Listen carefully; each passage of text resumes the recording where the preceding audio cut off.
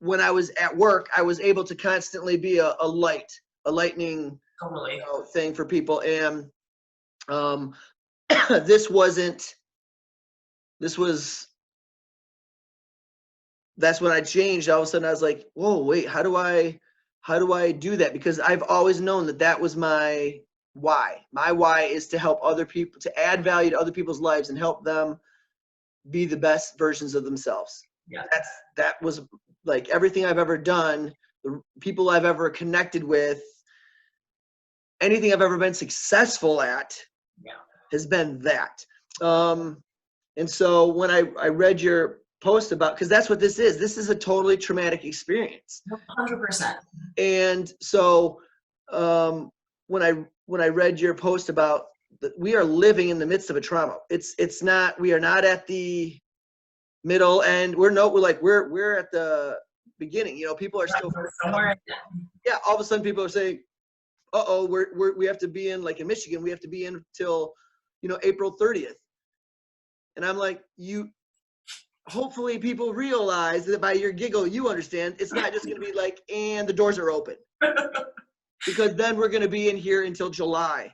Yeah. And then it's a whole nother cause of issues, because when it gets hot, people are less tolerant.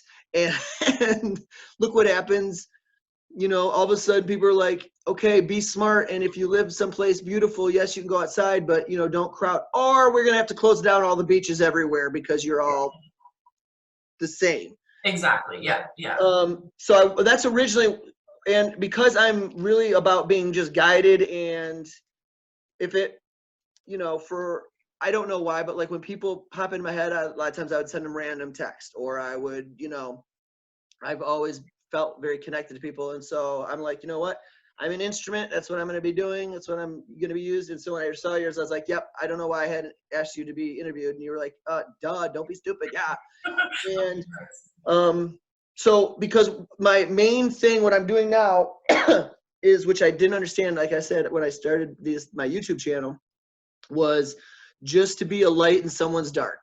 If it's even if it's a legacy for my kids, or if it's somebody stumbles across it once and they're like, oh, wow, that's awesome. Great. I had reached out to this one guy over 2 years and tried to connect with him, and it didn't really work. And then all of a sudden he's like, I called him one day, or I sent him a text, said, hey, I want to reach out to you. It was after church. I'm like, yep, you popped in my head. I want to reach out to you. And he said, yeah, I've been thinking about you. We need to work together. And he calls me. Amazing. Like 2 years. And I went, but once again, I was not available mentally, emotionally, spiritually, physically, like ready. I wasn't ready. I had all this blocking me. And basically what it is it's just awareness is what it was. It's, I wasn't always cut off from connection, but I was wrapped up in ego, and which ego presents then other people's opinions of me are more important than myself. And then I changed my beliefs to match my actions as opposed to the other way around, which is never gonna work. And so I spoke to one of my friends who's a nurse, and he's recovering as well. And I just was checking in on him because once again, like I was like, oh, hey, how you doing? And he said, I know why people from Vietnam don't talk about Vietnam. And, and I was like, oh. And so I just talked to him, and his hospital's like 20 minutes away from where he lives. And so I just talked to him for that 20 minutes. And from the first 10 minutes, which was hard to listen to because it's almost like you said, I'm insulated. I'm not, like you said, there's our age people, 46-year-old dudes getting intubated and dying, and that's 20 minutes from me. And we went from that conversation, and you could just hear how upset and the despair and the struggle, to by the time we were done talking about his daughter and talking about fishing and talking about camping, and then at 2 in the morning, because God doesn't have a watch, I woke up and it was, I need to figure out a way to connect healthcare, frontline healthcare worker people with volunteers for conversations. Yeah. And I went, okay, I guess that's what I'm doing now. Yeah. And I don't know what, so like literally yesterday, I put in for a nonprofit, and I'm applying. It's gonna be a nonprofit organization. I looked at, it's called Here For Our Helpers, the number 4, because there's 4 in my family. Yeah. I don't know, but that email was open, so I have that email. That, like, just weird stuff that you're one of those, when you know your why, the universe conspires to make it happen, kind of thing. That whole statement. Oh yeah, I totally get that. It's yeah, but you're that kind of person who has it stems from that natural, I don't even want to call it a desire, because it's so much more than that when you have something inside of you that like requires you to help other people. It's not, yeah, it's so much deeper than that, right? So yeah, it's just naturally inside of you to feel that, I don't know, you have to, again, foster some form of change to be able to facilitate that, as much for yourself as it is for those other people, right? Again, it kind of, yeah, goes back to that, trying to figure out how to adapt, and you know that you have to, because in a sense, almost, for like, I believe for people like us to survive and get through these types of things, that's how we have to do it, right? Like, we know that we're adaptable creatures, and that's how we have to, we're almost like chameleons, and that we have to kind of get to that next color to make sure we're going to be able to evolve again through it. And oh, I totally get that. That's amazing though. I'm so pumped that you're, yeah, creating this nonprofit, and oh man, it's the perfect connection for people. Like, I think and I think you're right in that ignorance is the perfect way to describe it, because everyone is so much more ignorant than they want to admit, like so much more. And it's good to force that type of a connection, because yeah, we need to, I don't know, kind of own our ignorance and be more aware of what we are ignorant about, and just, yeah, be able to educate ourselves better. But like you said, that's, because it's discomfort. It's not comfortable to, if back in the day, if you didn't know a trade, or if you didn't know, it didn't foster a skill, Yeah. you didn't survive. Yeah. And so it's not, and what happens is when people feel purposeful lives, that's when they feel fulfilled. And that's why, how can people who are millionaires and billionaires and stuff not be happy, or commit suicide, or become alcohol? You're like, so something's amiss there. But you're right, it's that, to me, it's that, okay, I'm confronted with, whoa, maybe, am I being ignorant about something, or am I not catching something, and am I going to settle for it? And I've never been one who has wanted to settle for it, because when I tried to settle for it, it's when I was almost dying, when I was using drugs and all that fun stuff. And then I was like, so my main why to get sober was, I didn't want to feel crazy. Not that I didn't want, every year that I celebrated sobriety, they're like, oh, how'd you do it? And this and that. And I still, which I'm very grateful for, I'm like, I didn't create that desire, that need. I did not.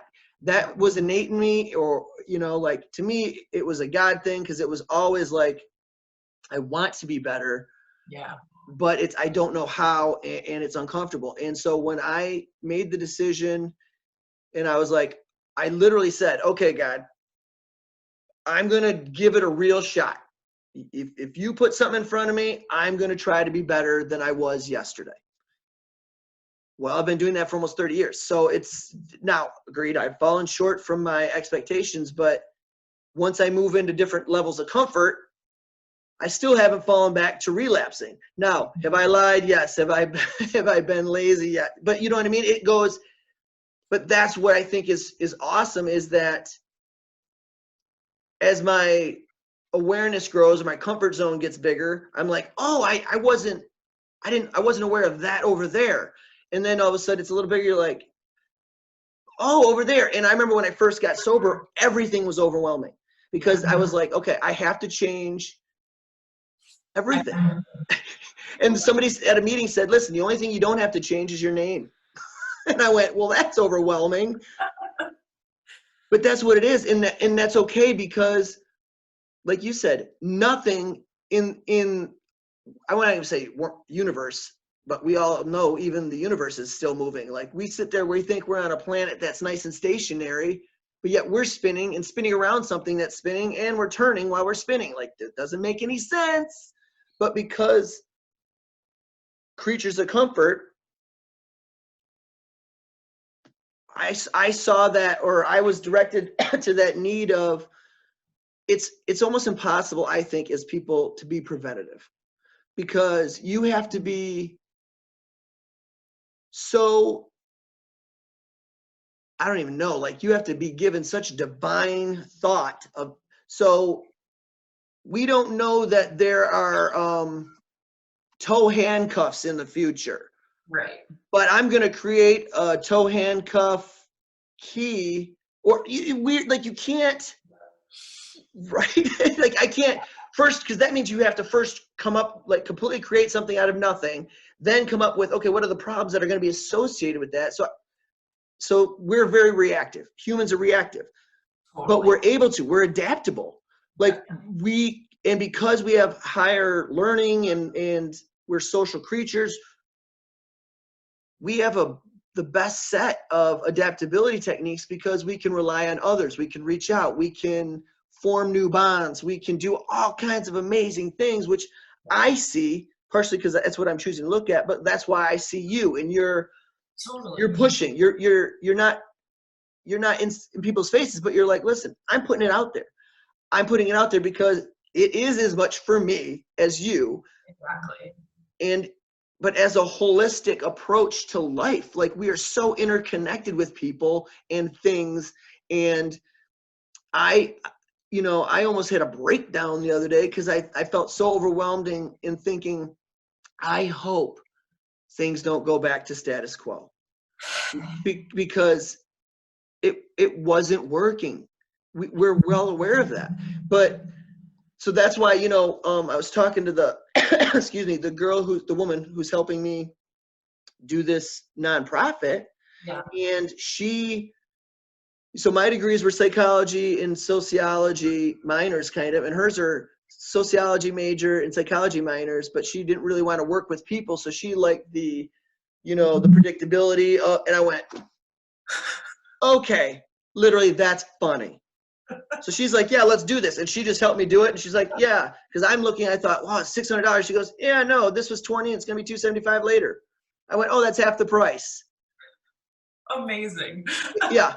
And it's funny because the coincidences that I don't necessarily even try to explain to people anymore, but some people want to look at coincidences. That's great. My parents a week ago said, hey, what are your medical bills? And I was like, oh, it's like $310. And my dad's like, okay, we're going to help you with that. I was like, that's so wonderful. I didn't ask him to. Mm-hmm. And then all of a sudden, guess how much it's going to cost for this nonprofit? $295. That's funny. We're just falling in your lap. It's just weird. But it's because I'm along for the ride. My ego is out of the way. My desire for comfort is out of the way. Exactly what you're saying. Like I am embracing the adaptability part. So, but yeah, I just like, I've always felt more connected to you because you're more my people. You're more like introspective. Right. It's a weird thing to feel it and not, to be honest. I think a lot of it probably also stems from mental illness, because I do believe anyone who experiences any form of mental illness can connect with someone else who has also experienced that way better than they'll probably ever connect with someone who has never had it or experienced it or felt any of that type of stuff, right? Because it puts you in a place where you can understand better how to empathize with someone, how a person feels things like on a different level. It puts you in a different sort of a headspace, and it just, I guess it takes away some of that ignorance, right? People who don't experience mental illness are completely ignorant to it, and not to any fault of their own. Correct. It just is what it is. So you're never going to be able to truly foster that same connection with someone as you would if you're like, well, shit, man, I've been there too. I totally understand what you're saying right now. Well, and when this popped in my head, I did not have a concept of what it was going to look like. Yeah. I came up with for lack of a better term, a platform for people to connect. And then everybody who was placed in my area was like, oh, well, maybe an app. And I was like, oh, that's a great thing. Okay. I don't know any tech people, I guess. And then all of a sudden I, reach out to somebody and I reconnect with somebody and sing for her grandmother turned 100, but she's in New York, so we got to go and dress in a unicorn outfit and sing to her in her driveway, and just like, because once again, yes, it's wonderful for her, and I don't mean to be callous, but we're gonna remember it a lot longer. Yep. And both kids were there, and it was just something that you're like, that's bigger than you, that's awesome. And so then 2 nights later, I'm like, I'll just put it on Facebook. Does anybody know anybody techie? The girl's grandma said, oh yeah, my brother-in-law, here's his information. Oh my gosh. So you're like, okay. Now I reached out to him, nothing's happened yet or anything, but once again, God doesn't own a watch. I'm well aware. Yeah. And so I'm just like, you know what? That's why I'm doing these things. That's why because instead of trying to change my actions or my beliefs to match my actions, like, okay, well, I started living in the world and not being fully connected and not being, emotionally available, because I really am. Like, when I'm having a conversation with somebody, I could cry. Because I feel deeply.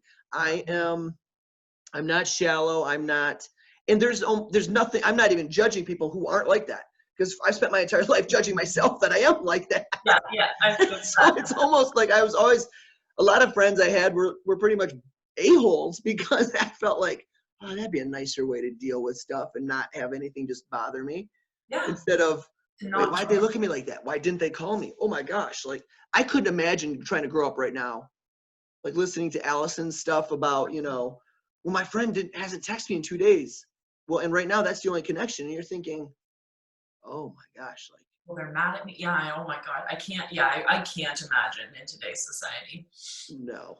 So, but yeah, so part of the reason why, I really got excited is because I truly believe that what a big part of what had came to my brain too was the people who are dealing with this front lines right now don't realize that my internet connection is unstable. Can you see me okay? Yeah, can you hear me? Oh yeah. Okay, we're good. Is that, wait, what was I just saying? I just frontline workers. Oh, so that they are actually in the midst of PTSD. Oh, like and so what I likened it to was the military. I know Canada is usually a little better because of the national health. It's a little better.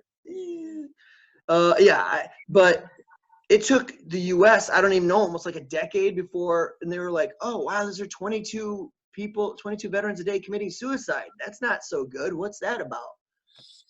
Well, when they're in the midst of confronting this, like they're all together and they're adapting and they're, unified. Well, when they go home at night and they try to process it, or it's just the same with the trauma. Yeah.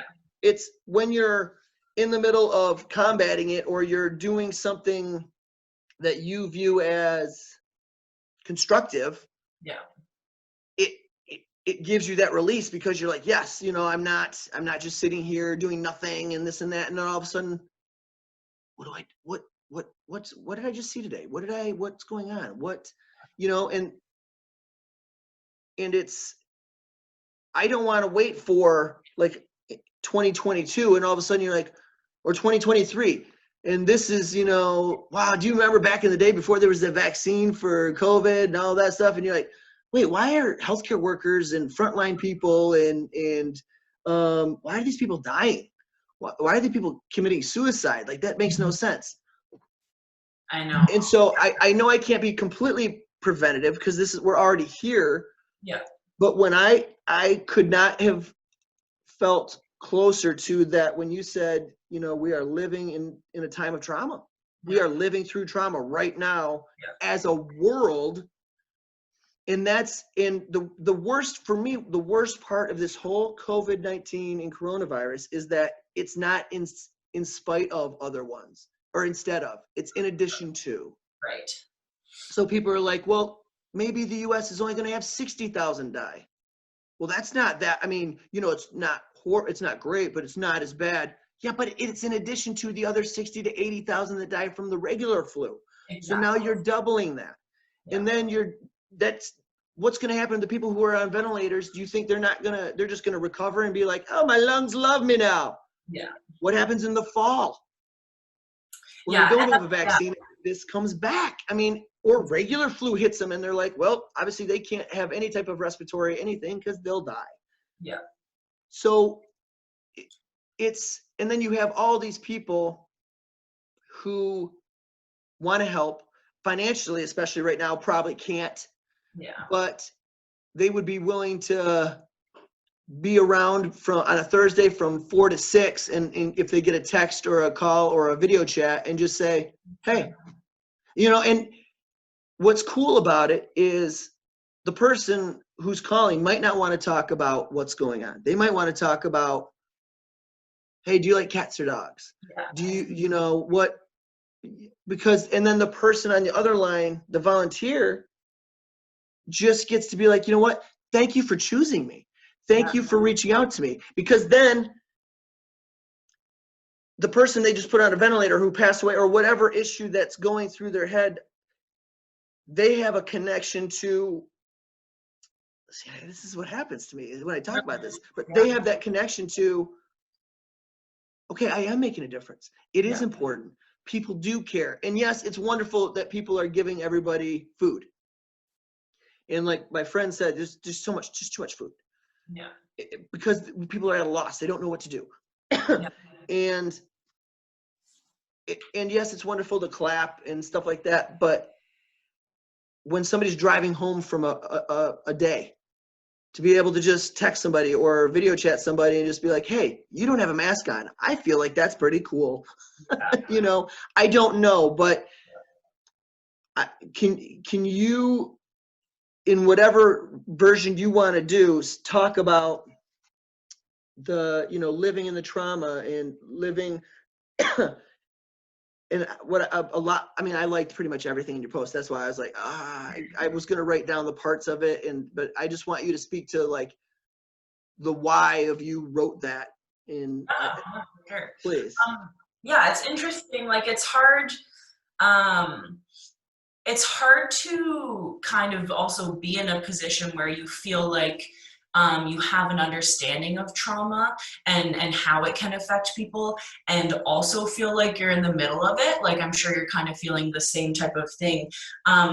So for me, when it comes to this stuff, it's more about just letting people know that, right? Like I think the less ignorant you become, the more you have to offer other people. And when you're the type of person like us where that's just an innate thing, where helping people is just kind of deep rooted, it just makes sense to figure out yourself to your greatest capacity. And like you said, from a very holistic perspective. And I think that dealing with trauma and stress is like the root of that stuff, because it affects absolutely everything in our body. So yeah, for me, it's more so letting people know that I'm more aware maybe of what's going on. But it's hard because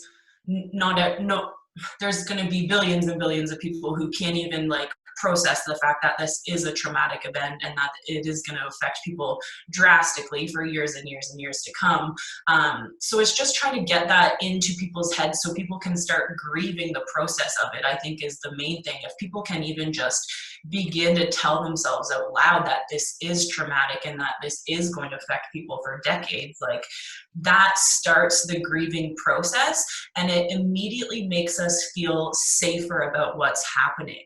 Like the more we can blatantly recognize things and just make them real, it makes it that much easier to deal with, right? So I've talked to a lot of people about how we need to separate ourselves from the idea of coming through this on the other side, because there is no other side of this. This isn't just like a block of time that's been thrown at us and it's gonna all go back to what it once was, like you said before, right? Like we don't get our normal back. That is not ever going to happen. And the more people can realize that and start to think about their steps to adapt versus what they're missing and what they want back, that's what's going to facilitate change. And that's what's going to help people, I think, grieve this through it versus being hit by a friggin' transport truck 3 years down the road and being like, oh shit, I didn't deal with anything that happened while we were in that pandemic, and now I'm crazy and I don't know what to do with myself. So yeah, for me, it's more about the allowing people to realize it's okay to start adapting to it now. And in fact, it's healthier to just be very realistic if you can about what's going on, because it is real and it is shitty and it's scary as hell. And the more you can just allow it to be those things, the easier it's going to be down the road. Oh, yeah. And I can't really add great things to that because it's exactly, it's people, I understand the disparity in, I'm sure it's like this in different rural parts of Canada, since there's some rural parts of Canada that aren't getting hit and stuff, but something is like a kid from an Amazon tribe just died yesterday from it. That's pretty stinking rural. Yeah. It's in the jungles of Amazon. So it's like, okay, so maybe in Idaho, we don't have a huge outbreak right now. And, you still have people who are trying to do, because they're trying to hold on to do things the way they've done them. But it's just like, why is adulting hard? Adulting is hard because we haven't necessarily grieved that this is a different place for us. This is we are different people. And we know anything significant takes a long time to adjust to and adapt to. And that's if you're working at it. Yeah. And so you have all these people, you're right, like in 2-3 years or who knows, they're going to go, wait, why is my life a ball of crap? Like, what is going on? And it's,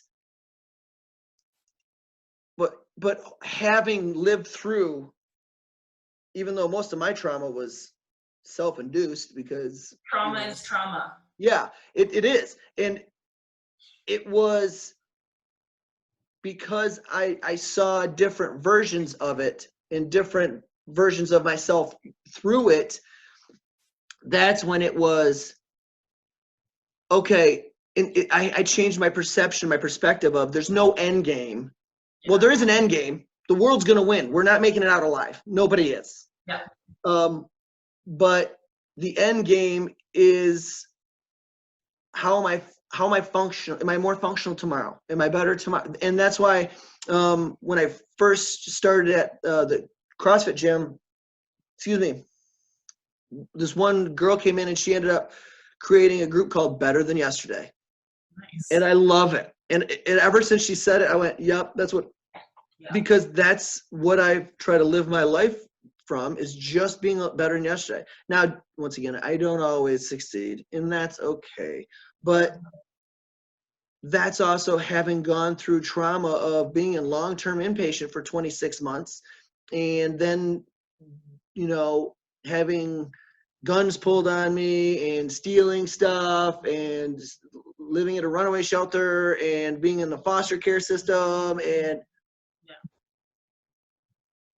it's, and all the stuff in between. And since then, and it's trying to grasp that, okay, when I voice it, it almost makes it takes away some of the power, and it's like, because it's that a problem halved is a problem shared is a problem halved. And it really is. It's like, okay, you know what?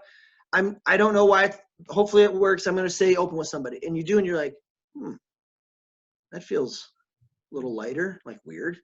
Like it's not gone. It's not like it never happened, No.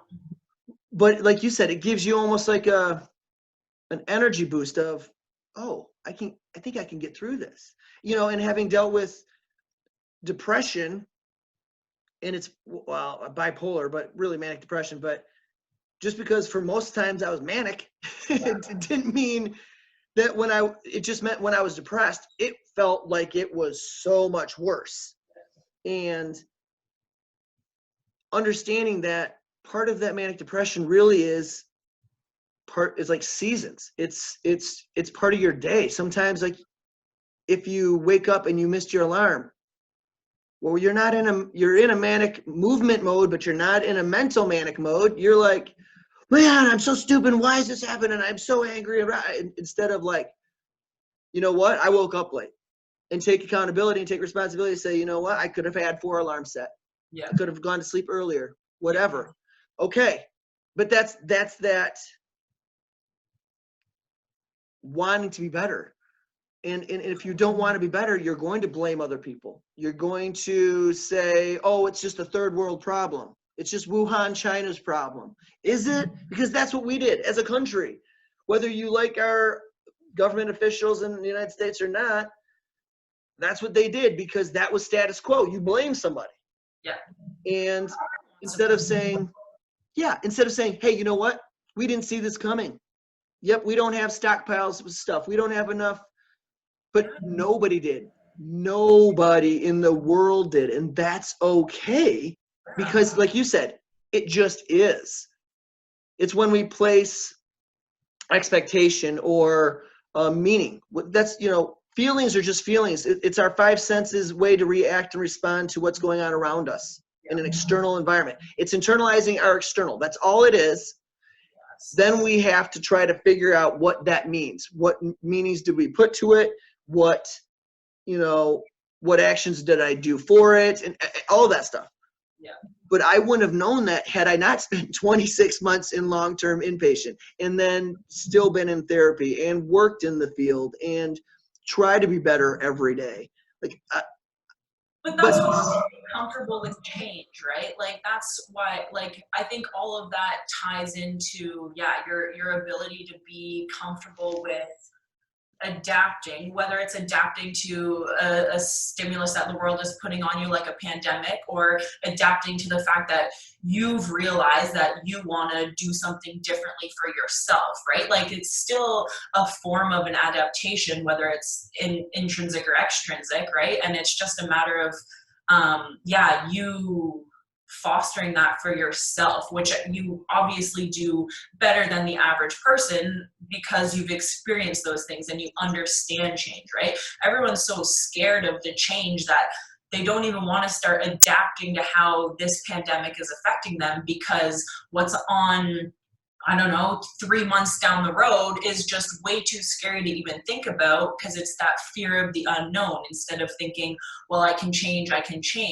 But a lot of those people, when you realistically think about it, are people who haven't really changed or evolved much probably throughout their lives, which I think is just problematic as it is. Like, I think to meet someone and then see them 5 years down the road, if they're the same person you were 5 years ago, there's something not evolving the way it should, because we should be learning lessons and experiencing things and making ourselves less ignorant to the world.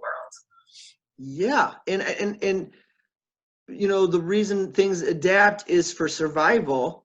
Yeah. And we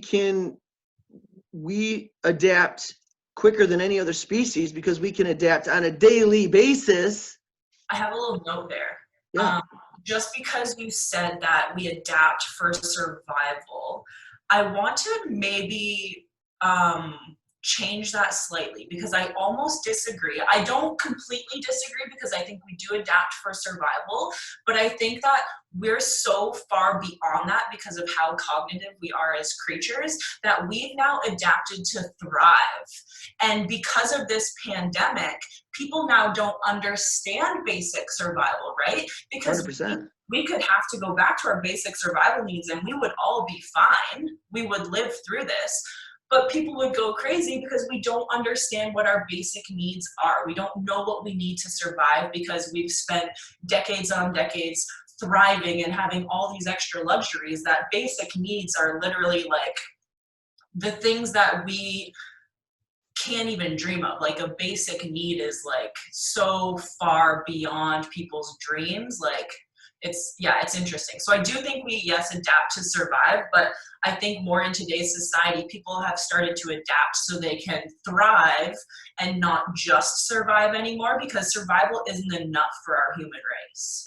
Yeah, and that's so well said, because it, you know, why do people tend to get different when they go on, we'll say, like missions, or they go help build a school in a third world country, and you know, or when you have to, but that's that connection with people in general. So when they say ignorance is bliss, a lot of times it's really not, because now we're here. Like we were, as a human race, ignorant because the people who have thrived, and these scientists and these amazing, wonderful people who can create change, who are, when something takes usually 20, 40 years, and all of a sudden they're doing it in 2 months. Yeah. Okay, so that's really what is possible. But because it was, no, you know, I don't have to worry about, you know, showering, having my entire family shower in the same water we're going to drink from. Yeah. I don't have to worry about that. Like, our big issue was, people said, stop flushing flushable wipes, because they're not biodegradable. Yes, they're flushable. That's great. It's not a diaper or a sanitary pad, but it's still it just sits there and doesn't break down. And you're like, oh. So once again, my brain immediately, because I'm about adaptable, I'm like, wow, yeah, somebody should make these ones biodegradable. Yeah. Seems like an easy enough solution. You know, like, and I know there's smarter people than me who thought, oh yeah, but because it's not cost effective or whatever, you know, it's the same with, you know, GMO foods. Why do we have so many GMO foods? Because it's cheap. It's easy, yeah. It's easy. But guess what? That's because if I could take the same amount of land, and instead of actually having to like leave it alone for a year and go over here, you know, and once again, I have very limited gardening knowledge, not even farming, but gardening knowledge, that I know you have to leave it alone for a bit, so that over here you can go, and so you need this total space. Well, if I do GMO and I can do constantly here, I could sell this land for developing, and now I make millions. Hey, but then how does that affect my kids and you, and you know, the person in Saskatchewan, and the Kiwis down in New Zealand, like, and I love that, though. That is such because people are talking about survival, you know, and they're like, well, I don't have heat in a house. Now that's horrible, but they have a house. Yeah. Now, yes, is it in a scary, probably neighborhood? Yep. Is it, you know what I mean? So yes, it's the whole level of thriving. Yes. And, you know, people are, you know, we have these wonderful companies, Zoom, who's like, yeah, go ahead. Yeah. Like, they don't have to. Exactly. Yeah. But you're right. The people who are flourishing, and thriving, are the ones who challenge themselves more often than not. Yeah. And they see, okay, you know, but to me, and when I first started this journey 5 months ago, basically a month in after I stopped feeling sorry for myself and beating myself up, and I took a look at, well, what can this teach me? Like, what can I learn? Yeah. Instead of, and I know a lot of people get weird, like, well, see, that's a God who's like, yeah, haha, I'm going to burn your house down. What level, what are you going to learn? Life still happens to everybody. So my attitude is really the only thing I can control 100% of the time. It really is. And even that is not always. I would argue that's not even controllable 100%. Well, yeah. Well, and that's what I said, like, I can't even control my first thoughts. My first thoughts just pop in there. Yeah. Now, what I focus on is what I can control. And so, but what I feed grows. And so that's why, I was feeding well, what if I took this time to actually embrace my why and only do things that were in accordance with it. And since then, I've been a better dad, a better husband, a better friend, a better son. I'm more energetic. I have okay, all the stuff I wanted anyway is a byproduct of right living. Now, I knew this years ago, but I was thriving so well, I stopped being adaptable. I love that. I did. I stopped challenging I lived off, oh, yesterday I did, and it wasn't, tomorrow's coming. Yeah. Tomorrow I'm going to be a day older. I'm going to be a day possibly less fit. I'm going to be a day closer to when my last day is. Yeah. So what am I doing? Am I doing everything possible? And, the idea of being a change facilitator, I love that. I wrote that down. Like when you said that, I was just, because I've always been a facilitator. Yeah. And I've always asked questions. Now, I'm okay that I don't have all the answers, because to me, that's an end product that's not up to me. You don't want that end product, because that means you're no longer ignorant, and who wants that, right? We want that ability to keep learning. Well, most people want that, but then when they get it, they realize, I don't really want that, and that's why I think it's been so, I feel like sometimes I should be overwhelmed, that I'm trying in the middle of this thing, or while in this trauma, because I'm aware that it's trauma and it's completely life altering for everyone, hopefully everybody. But that I'm like, okay, so what change can I bring? And that's what it is. And that change is that connection and understanding, because some people, the reason I thought it can't, like the platform or the app or whatever, the way to connect doesn't have to be this Zoom. Because for me, this Zoom or, Instagram videos or, any of that stuff, it's even more personal. It's like the level of trust, right? It's, okay, I don't know this person. We both are going to have usernames or something, so it's anonymous. So that way I'm like, I can just text them and say, hey, I work in the hospital. I'm not even a doctor or a nurse, but I have to work in the hospital. Yeah. Like, talk about, at least doctors and nurses feel like they're having an impact. Yeah. You have some of this staff who's necessary, but you're like, okay, what am I really doing here? What is this, and exactly. They might just want to say, yeah, I'm kind of freaking out. I don't know if I want to go back to work. Yeah. Yes, the other person on the other line might get like, oh man, I should. But guess what they're probably going to do? They're probably going to just be their best selves. Yeah. They're probably going to just say, listen, anything you do is awesome. Yeah. If just, yeah. But we know that and so I'm excited, because for me, it's the challenge of getting people to open up anyway. Yeah. And understand the therapeutic value and the empowering that comes with the admission of, I am not 100% perfect right now. I think it's negative things, right? The admission of anything negative. Yes. Well, it is so important to, it's actually one thing that I have, I talk to people about regularly, just the fact that you need to own the shit that you don't love about yourself. Because it's there and it is what it is. And if you can say it out loud, then you're gonna eventually become okay with it. And that's all right. We just have to be able to talk about the negative shit. Yeah. As soon as, those people like that are saying one thing negative and they're able to get it out there and it's a safe place to do that, it is a complete release for them.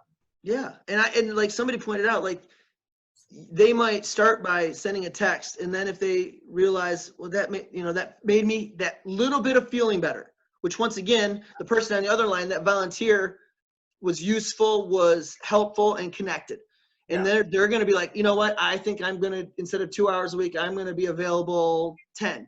Even if the end result is they don't get 10 hours of calls or whatever it is, you know, the fact that they're more available for the connection. And then the person might say, you know what? I'm going to call somebody. I want to call next time. And they call and talk. And then they're like, you know what? I just want to see somebody. Like, I never even thought that it could be that organic and grow. And because we understand, once you actually approach something head on, you have the taste of hope. You have the taste of, oh, this doesn't always have to be this way. Oh, wait a minute, I have some say in this. And then you almost get greedy to get better. Yeah. Like, that's what I am right now. I'm greedy to help, because it's like, I've known the being in a room full of people and completely by yourself. Yeah. Or especially me being like a jokester and somebody who's funny, and everybody their whole life has said, oh, you should be a comedian, and they're around. I'm like, yeah, I've been suicidal so many times you don't even realize. Like, why do you think so many people who are funny have addictions or have died? And you know, you're like, oh, it's so true. And but once you get a taste, once most people get a taste of the relief and the release and the I don't even want to say taking back control, but the understanding of their capability. Mm-hmm. Like, even just a little glimpse of their own capability, they're like, wait a minute, I don't have to always be like this. Now, yes, it's bumpy and it's messy and it's not a straight line. There's like, recovering from anything is never a straight line. No. You know, and I think that's part of the reason, as a world, at least in the United States, in like first world countries, that's why they're struggling, because they're trying to think, okay, May 1st. Next step. Where's the straight line? Yeah. And people are not comfortable even going backwards sometimes, to be like, hey, what if we actually don't move for a minute, kind of step back and just observe, think, meditate. What? No, don't do that. Ponder what's up before we take our next step, instead of, no, this is just what we do. Yeah. And then looking back going, wait, what's going on? Where am I and once again, I know I can't physically, and you know this, we can't change anybody. And and most of the time we're gonna want people's change more than they want it for themselves, not because they don't want it, but because they don't think it's possible. Yeah. Like, or they don't know how to facilitate. And they don't know how. And so, that's why I know this is a God thing, and it's beyond my limitations in a great way, because I have big views and I'm not detail oriented. You've met me. Yep. I'm like, wait, what? How long have I had? Oh, wait, we've been talking for 4 hours and we're supposed to do this for 20 minutes. Oh, okay. But I'm also understanding that if we've been talking for 4 hours, it's probably more beneficial than whatever the goal was to do, like the setup thing. Which is, once again, I don't know why that's one of my gifts. That's just a gift I have.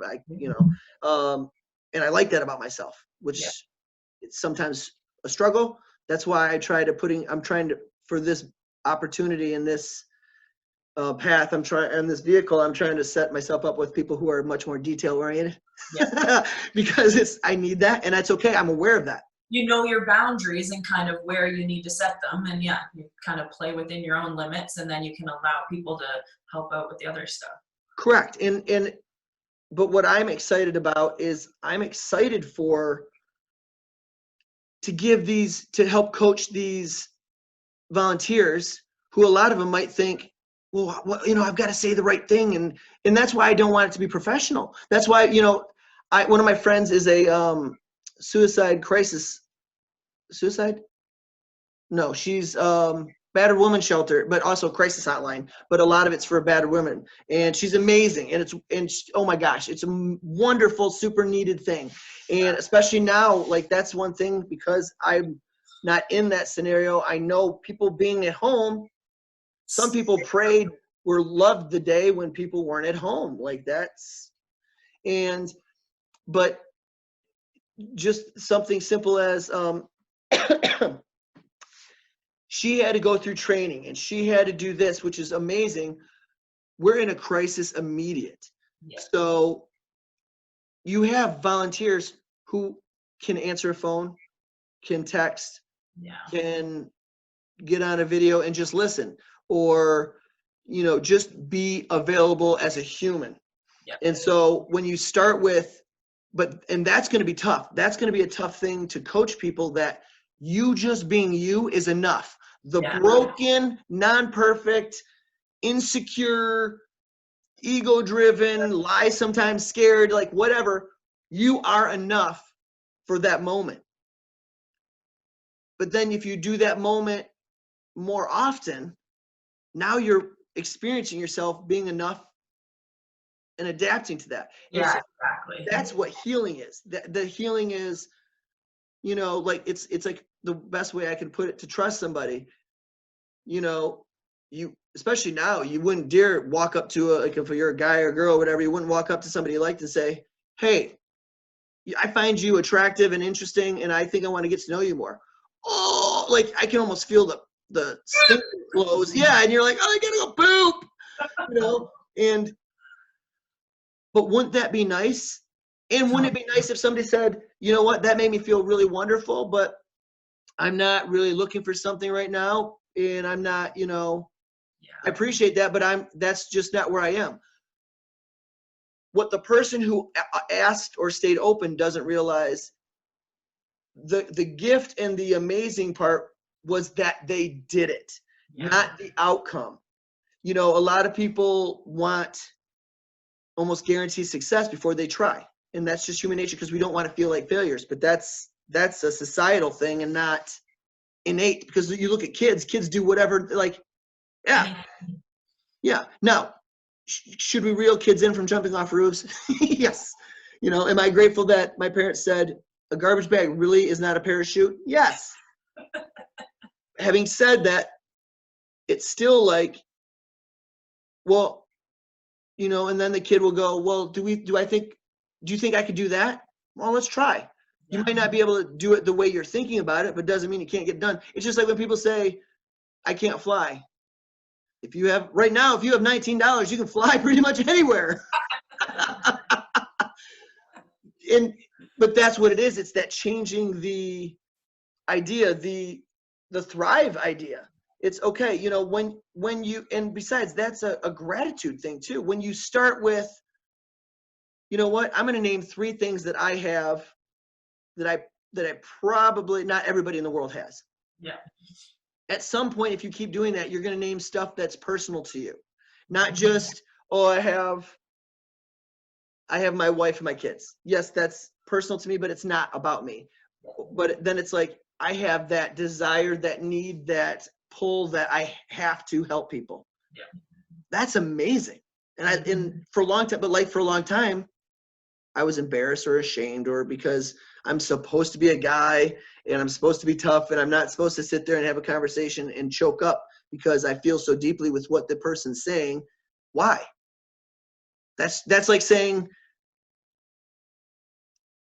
you know, I don't think I can talk to you because you're taller than me. Yeah. That doesn't make any sense. Like, stupid. Like that, to me, that's like, you have different color skin. Yeah, we're out. That's gone. Yes.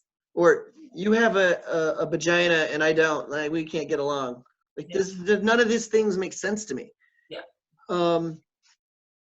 But like I said, I was blessed because both my folks were very much like, yeah, a lot of that stuff is stupid, and you kind of have to go with what your heart tells you.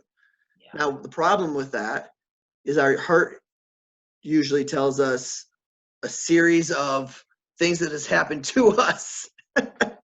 And that's come in the trauma. And, you know, like, I think the biggest struggle I have currently is that I'm disappointed, or not disappointed, I guess. I kind of am sad that I didn't start this earlier, which is, but that's one of those stupid things, like saying, oh, I wish I would have known what I'm not going to know until I know it. And then you can't do that. Like, Yeah. I can't say I wish today was Monday. Well, I can. It's not going to make it Monday. Yeah, it's no different than every government in the fucking world right now wishing they prepared more. Right? Yeah. Like everyone wishes they were more prepared for this, whether it was mentally, whether it was some way to help other people, whether it was, you know, having more supplies or having more food in your house for a couple weeks, like all of that stuff, right? It's all, in retrospect, it's so easy to think, oh, I should have or could have. But again, that's, I think, kind of part of the, like, I know you say you think that way, but that's not consuming your thoughts, right? Which is what No. sets you apart from a lot of people. You're not sitting and thinking, well, I wish I would have done that, or I wish I could have done that when it was open more. You're like, okay, now we're in this and this is the next step, or I have to figure out now, okay, I have to adapt to this situation and figure out how to kind of facilitate what's going to make you thrive in a situation where some people don't even know how to survive through. Yeah. And that's why I felt so, it was so important for me to get you on video and just get you connected with people, because I've realized I've met so many amazing people in so many different areas of things I've done. Mm-hmm. Like, I wouldn't have expected to have gone to Long Point, Ontario, and Simcoe, Ontario, Canada, and like play in trees with people. And like, I wouldn't have done that. I would not have thought that that was what I was going to do. Yeah. But because for most part, when I'm somewhere, I'm open and available to that moment. Yeah. And right now, a lot of people, like you said, the moment is so overwhelming because they're not thinking of the moment. They're thinking of for the next 3 weeks. And for then, because my son said it best. He said, you know, they're probably just going to do another stay-at-home thing. And I was like, they probably are. And he said they're probably doing it so people don't get crazed, because they're like, okay, well, 2 weeks and we'll work on it. And I went, that made me, he's 13. Like, I did not know that stuff at 13. I was like, where's my G.I. Joe? This is horrible. Like, But know that he does a lot of that because of what is mirrored for him. Yeah. Yeah. Like, not, yeah, there's a reason he has that. That's not innate in every child that is his age, right? It's a unique thing, and that's part of him adapting to the change that I think you've probably facilitated for your family too, right? Yeah, I didn't even think of that. That's awesome. No, See, I think the reason why it's exciting, it's kind of like the byproducts of what I get from going through something, and like is what I wanted all along anyway. Yeah. And so for a lot of what I was trying to get at when I was owning a gym was really connecting with people and making a difference in people's lives. I don't have to own a gym to do that. And obviously I can't going to the gym. Nobody is, and yet I can still do that. Or like really connecting with my friends. I have more time to do it now, Yep. which is cool. And it's the byproduct of right living, you know. I can't think myself into right living. I have to live myself into right thinking. And that's, I know, an AA saying, but it really does apply, because I have great intentions. And, you know, a lot of people have great intentions, but then their actions say a whole different thing. And you're like, well, if they might be trying to reform themselves from being thieves and liars. And so during the day, they're like, hey, you know what? I think you dropped this $1. And maybe you actually hadn't dropped $1. They're just trying to give you $1 because they're like, you know what? I should probably give money away because I stolen. Like, you don't know. But that action might completely change their life. And it's like, but unless they're available to do that, like you being available to reach out to people, and you being available to say, listen, I'm not really traditional. Because I've never felt traditional. I've never felt. Not a piece of my being is traditional. No, me neither. And I'm like, I spent years struggling with that as in judging it, really, as opposed to saying, okay, well, we're here. What is it? You know? And Now that doesn't give me free reign to say, I'm not great at technology, it doesn't come easy to me, so I'm not going to learn anything. That's what I would do sometimes, I'll be honest. And so that's why I'm like, okay, Zoom, let's figure out Zoom. I can record on Zoom, that's why I'm going to do these. YouTube channel, I still have troubles like figuring out how to hashtag. I try to get Twitter, and it apparently didn't even come up. So I've got to have a Twitter tutorial, and but it's one of those things like, I know the byproduct of doing that, the end result of doing that stuff is going to be so much better than the limitation, living on this side of limitation. Because fulfillment is always on the other side of our limitations. It really is. Everything we've ever wanted is on the other side of our limitations. Yeah, and I think that the way you put it was nice, because it kind of explains or kind of touches on the way that we, I think that the way we're forced to adapt to stuff is by originally somehow feeling uncomfortable with ourselves, right? So like, even like you said, like being judged by other people for things, or, like all that kind of stuff. I've obviously dealt with a lot of that as well. Being a non-traditional female in this society is hard to do. It's really difficult to try and figure out how to be okay with not necessarily wanting all of the things that society wants you to like have and do, right? And so that being able to understand that there was a time you were maybe uncomfortable with what was true to you makes it that much easier to kind of spin it the other way and realize, okay, like I was uncomfortable with myself. It's okay that other people are uncomfortable with me, because I get what that feels like. So now I can almost like spin that and take it so I can make other people feel comfortable about what they feel uncomfortable about themselves. And that's, I think that's, again, it just really stems into that deep need to help people, because feeling uncomfortable with who you are as a person is just as traumatic as going through a pandemic. Like, it's something that people don't really realize is trauma. When you are something that you at some point in your life don't want to be, or you're something that you don't feel is encouraged or enjoyed by other people, like that's a traumatic event in itself, right? So I think that little type of stuff that people don't really recognize as trauma sets people apart in dealing with something like this. And that's why you're able to facilitate that change for people. And I think, again, that's why it's that much easier for you to want to help people, because you kind of get how to want to do it, and you get how to start that process, because you've gone through it full circle, probably within yourself numerous times.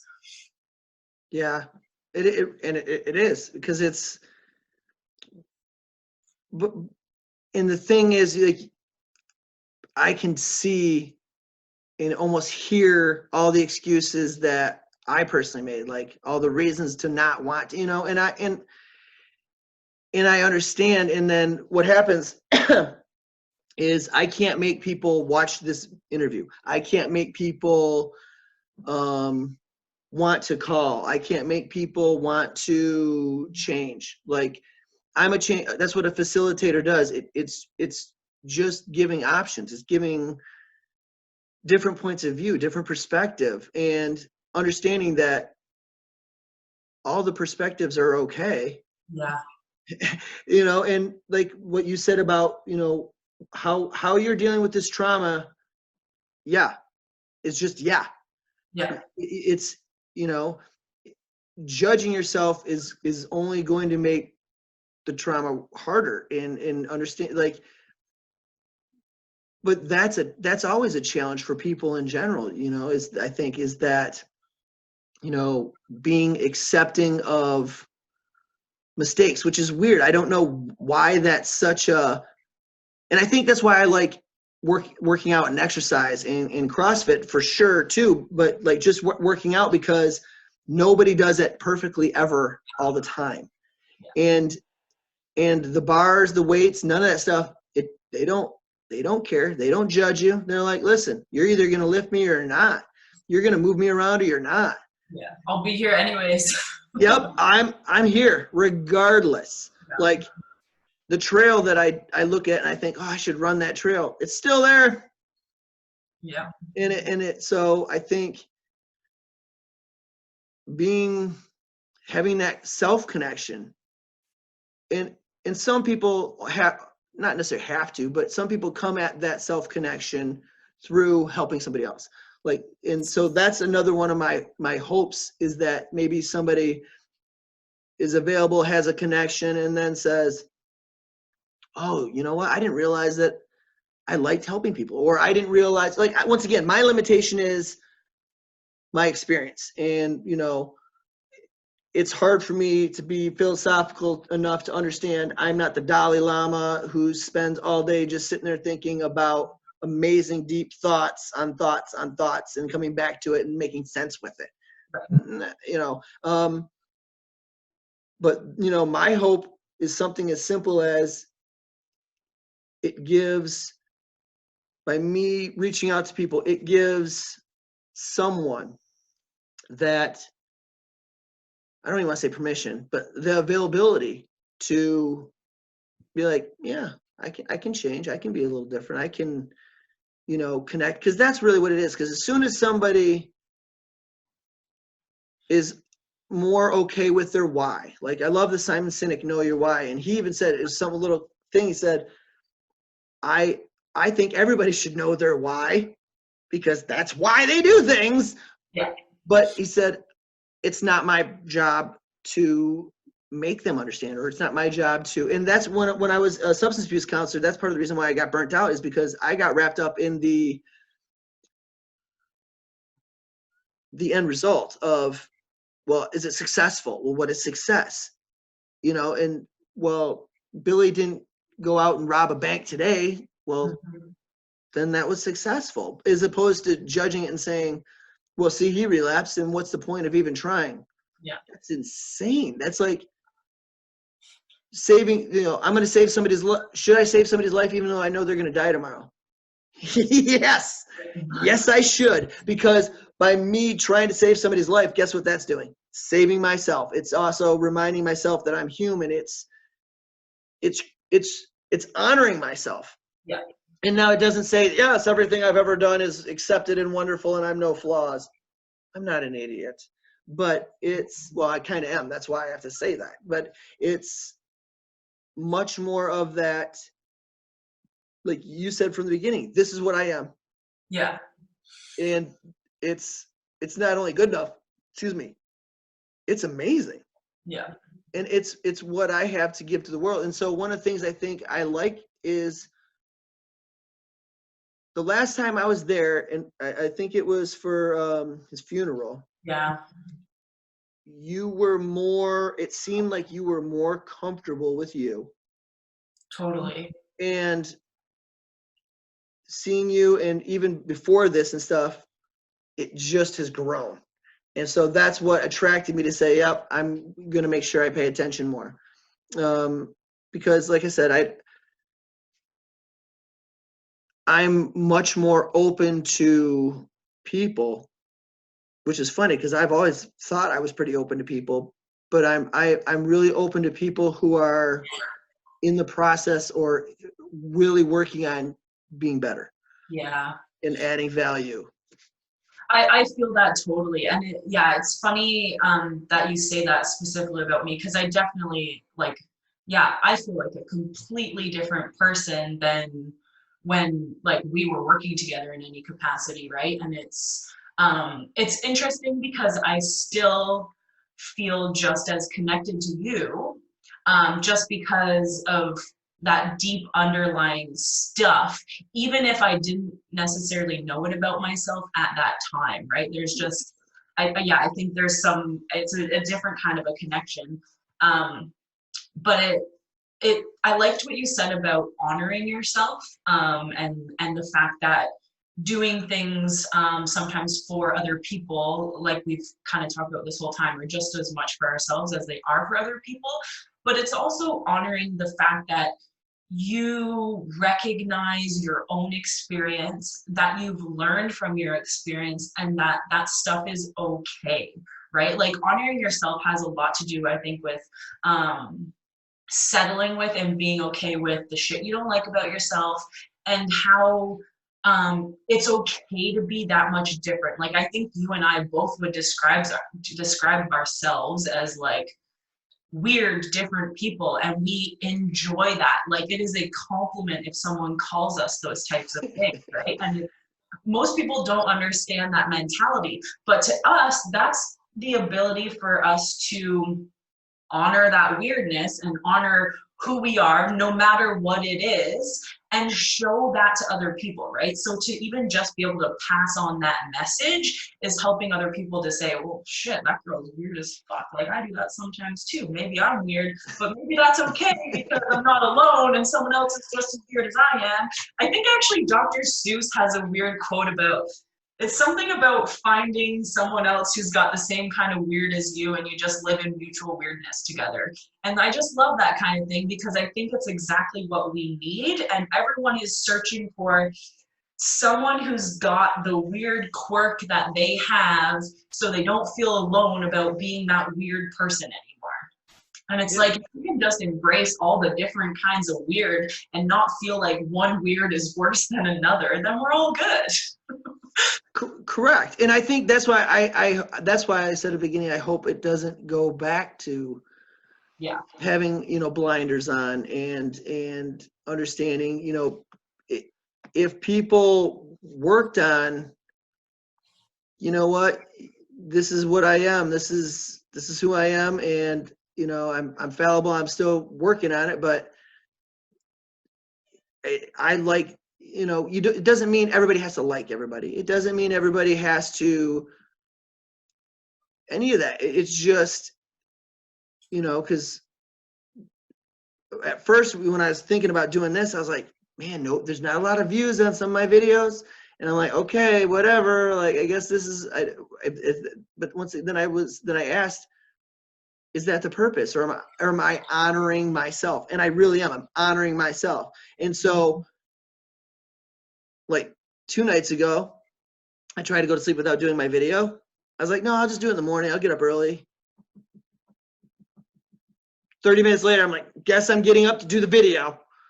And as soon as I did the video, guess what? I'm like, all right, I'm jazzed. But I couldn't go to sleep because I was all like pumped, because it's one of those, it's counterintuitive. You pour out the cup to honor yourself, but really it's like, wait, it's like a magic cup. All of a sudden it's even more full than before. Yeah. But that's because it's not E.T., the hip hop preacher, talks about poverty mindset. And it's the abundance mindset. It's, I have so much, I'm going to give. As opposed to, I only have so much, I've got to keep. It's the exact same starting place. Yeah. And, one of my favorite things I've seen in this last several months is, whether it's made up or not, that doesn't even matter. It's a little kid from Africa, and he's trying to hand a sucker to the camera person, and the camera person or whoever wrote down, this kid who's starving was given 2 lollipops, and he wanted to hand one to the person taking his picture. And I broke down crying, because I'm like, that is beautiful. Yeah. Like, that is abundance mindset. And poverty mindset is, I got to keep it. I got, how much toilet paper? We need more. Yeah. Well, and it's a perfect example to show that abundance and poverty are completely different than an abundance and poverty mindset, right? And that there's a vast separation there. And it kind of relates to trauma too, in the sense that trauma is trauma, right? Like no one's trauma is worse than someone else's trauma, just as someone's poverty is not necessarily worse than someone else's poverty. Like it affects you to whatever degree it affects you, but it doesn't, it's not worse or better than someone else's. And someone who's in a situation where they normally live in poverty and all of a sudden feel abundant, I think it just shows more deeper who that person is when they have that abundance mindset, even though they're living in a poverty state. Like that's the kind of shit that more people need to like actually because people look at that and they're like, oh, it's sad. It's a little boy in Africa. That's it. That's all. I'm done. Okay, on to the next commercial. Like, right? It needs to be more, people need to think about it that way and realize, well, wait, why would a, starving child want to give this something to someone else? And like, that's just mind blowing for some people to even think about. Yeah. Yeah. Oh, I love that. I did too. That's why I went, oh, that's so, and that's what I'm doing. Like, and that's what a lot of people I think are doing right now is they're testing not having a poverty mindset, because right now there's who knows what's happening, a lot of jobs and a lot of, and it's kind of okay, but I mean, I'm not saying, people are like, yeah, I have 12 rolls of toilet paper, I'm going to give you 10. Like, I understand that, but it's whatever it can be, it can be time, it can be attention, it can be all kinds of stuff. And that's what one of the things, I came from a poverty mindset of, like when people say, oh, I don't have time. Okay, which clock are you running on that's different than mine?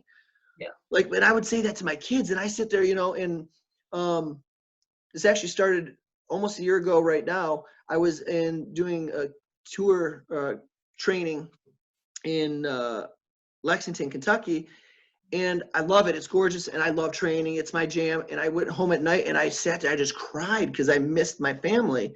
And it wasn't because I missed my family at that moment, which I did. It was when I'm home and when I'm available physically, I wasn't available. I had a poverty mindset.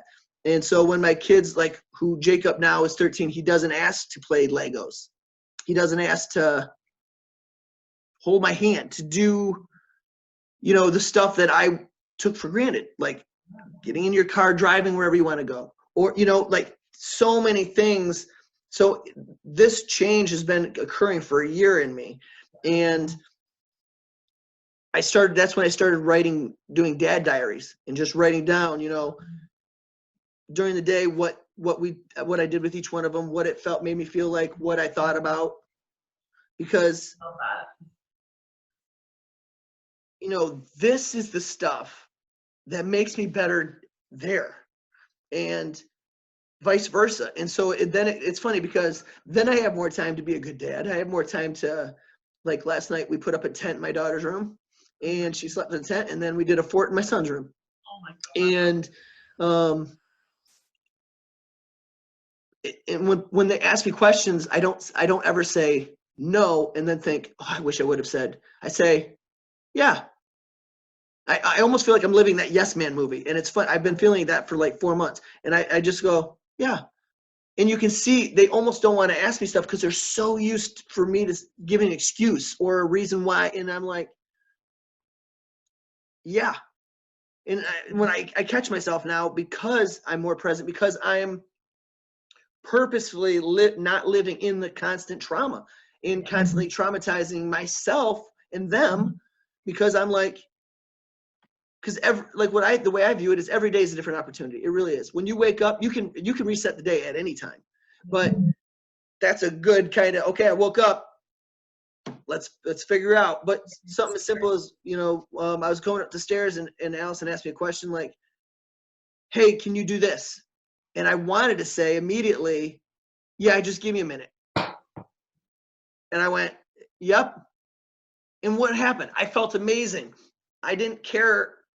I don't remember what I was going to do because it wasn't important, and that's what I'm so excited about. And that's why I feel so deeply moved to do this, to create a vehicle for people to just connect and not just,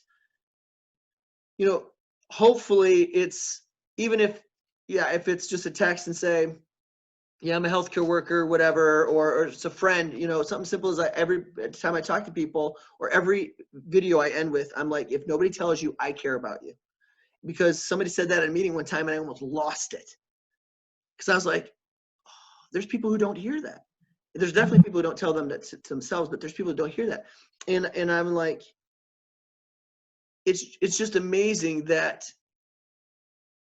what became valuable to me once again, which is, I don't know why it's funny that my friend told me this yesterday, is my values, which is value. And I went, at 46, should I have made that connection before now? Like, Okay. valuable. Like, you have to, I think it is so important. This is something that I have talked to Mark about too a few times. I think it is so important to stand for something. Like, you have to have morals and you have to believe in something. And like, I think that you should be able to ask anyone outright and say, what do you believe in? And there's a few things right there. Because if you don't believe in something, what the hell are you doing? It's true. Yeah. You know, and I did that with Donna, because, you know, I kept using this excuse and I didn't realize it was an excuse. Like, well, she's not super spiritual because she's not really religious and kicked it with God and this and that. And then I said that to her because she's the one that brought it up to me, and I'm the one with the degrees in therapy. But she brought it up to me about, hey, you know, this is you're telling everybody else about this wonderful project you want to do, but you're not telling me. And I was like, well, because I just failed at a gym. I just failed. And then I was like, well, and because you're not really spiritual. She goes, I don't act the same way you do with my spirituality, but why do you think I've been making masks for people and I've been singing happy birthday to kids and going to their house and dressing up in costumes and singing happy birthday? Why do you think I've been making lunches or getting lunches and dropping them off to people's houses? And I went, oh man, that's what it is. Because the reason I got with her is because of what she stood for and because of her morals. And so I was like, but when something happens or there's trauma or there's whatever, you know, in the trauma of losing that job and not being successful, it was traumatic because it shook me to the core. But then all of a sudden wasn't looking past it. I let it create the limitations. I stayed in it. And so when she said, you know, this, that, and the other thing, I went, you're 100% correct. I was using that excuse, but then it was that connection. It was like, yep, we are both doing the same thing. What are we doing here? But I think you're right. I don't like small talk. I don't do small talk. And it's funny because I talk a lot. So you'd think I do small talk, but like a lot of times I can't remember people's names, or I don't remember people's names, but I'll remember the stuff we just talked about. Yeah. I'll remember that their grandma painted their toes green one time when they were little kids, and they thought, and because that stuff's important. Because if they let that slip out or let that out, there was a reason, and that was important to them, and that's so to me. I don't ever view an opportunity to get with somebody as a small talk opportunity. I just don't, and I know some people that's overwhelming for them. Like, that's why I know sometimes I'm a lot for people. Yes. And I'm actually really, really, really a lot better with being okay with that, because instead of then saying, well, then I'll just be a small talk person. I'm not a small person. I know I'm not in stature a big person, but I am a large person. I feel deeply and I think deeply and I care even more. And so instead of trying to limit that, which then judges myself, which then I just constantly in the trauma cycle of, well, I'm not good enough, and see, I'm not good enough, and that whole stupid thing. I'm like, no, what are we doing? Yeah. And it's boundaries are huge. And boundary is it's a physical or verbal acknowledgement of respect and care. Yeah. Because if I don't care about somebody, I'm not going to have a boundary with them. I'm not going to say, hey, you know what? I want to be able to talk to you forever, but I've got to go do something because I have a boundary for you and for them because I care about both of you. Yeah. And so that's where I was getting at the gym. I would have troubles because I was like, well, I should be home. I haven't been home, but I'm here helping you. And nobody, well, even if they did, most people are not going to say, well, I'm not going to like you because you said you were supposed to be home at a certain time and now you're going to go home. Mm-hmm. And most people weren't saying, I want to keep you from being at home because I need to talk to you. They're just like, that was when they were available. Yeah. And I could have very easily said, hey, how about if I get in the car, you get in the car, and we continue this on the phone while I get home? Be creative, adapt. Exactly. Yeah. Yeah. But until this moment, I didn't even think of that as a possibility. But that's the whole point, right? Your ability to reflect on your desire to change is what facilitates all of those types of things. And that's how you come out on the other side of something like this that much better and that much stronger and that much more understood, right? Like you have, anytime you go through any form of trauma, it doesn't matter what it is, you're going to come out on the other side a slightly different person. And that allows you to just continue to adapt in a more versatile way, I think. And that's and I think it becomes, well, like what I said, when I get eager to adapt, it's because it's not so shocking. It's not so traumatic because you're like, huh. And so it does. It almost becomes like, that's why I started doing mindset training. Like, you know what? In the morning, I'm going to take a cold shower sometimes. Why? I don't want to take a cold shower, especially like in the winter. My floor, no, I don't want to take a cold shower. Or if I'm like, you know what? I don't necessarily want to take a cold shower, but instead of pulling the towel in and getting dry as warm as possible, I'm going to open the thing and let all the breeze in and be like, wow, that's uncomfortable. Yeah. Okay, then. But because it's that taking control or being assertive or taking charge or adapting, being different. And I know that if I wanted to reach out to you, but I was like, well, she's going to think that's kind of weird, or like, why would he want to do an interview on me? And because that's what I started doing before all this. I was going to people who popped in my head, and I just brought a piece of paper and said, can I interview you? Like in 12th grade doing a high school project. And nobody thought it was weird because they were like, yeah. Amazing. I went, huh. So obviously this is actually the right thing to do because it's working. But that's what it is. I think that's another reason why maybe I'm small, because I'm not scary, big, intimidating. And people just, once they talk to me, they're like, oh yeah, no, that kind of is him. Yeah. Like, is he really? Yeah, no, he's like that way at home, not at home. Oh, okay. Yeah. And so, that's why I decided when it comes up, I'm reaching out, because the end product is not my concern. I don't have control over that. Like I don't, that's why I don't really write down, here's what I want to talk about. And here's what I wrote down: living in time of trauma. That was it, because I just want to remember, I love the way it was put. And so, because as soon as I start trying to get involved, I'm going to bring all my baggage that I've ever had into that. And so if I'm just part of it, if I'm available just to be there, I'm excited. It's the same as your body physiologically has the same response to nerves as it does to excitement. It gets sweaty, your heart beats faster, blood goes to your core, your mouth gets dry, like all those things. If you're excited or if you're nervous, it's the exact same physical thing. This is blowing my mind. Your body cannot tell if you are running from a lion or if you're stressed because you don't want to give a presentation at school. It doesn't. And so you're like, huh. It's what we put to it and what we, handle it. Exactly. And so instead of thinking about it and being all weirded out and then being like, oh my gosh, now I'm regretful. Like that's a human trait. Like, oh, I wish I would have said, or I don't do that anymore. And so, like people say, oh, I wish I could play guitar. No. You wish guitar came super easy and you picked it up and you were a virtuoso. Yes. 100%. So do I. I wish I could sing. Now, I've taken singing classes in college and still am not much better at singing. Yeah. But that doesn't mean I don't say I wish anything anymore, because if I wished it, I could try it. So, right. Jacob and I are kind of attempting to play guitar during this and stuff. So because I've always wanted to play guitar.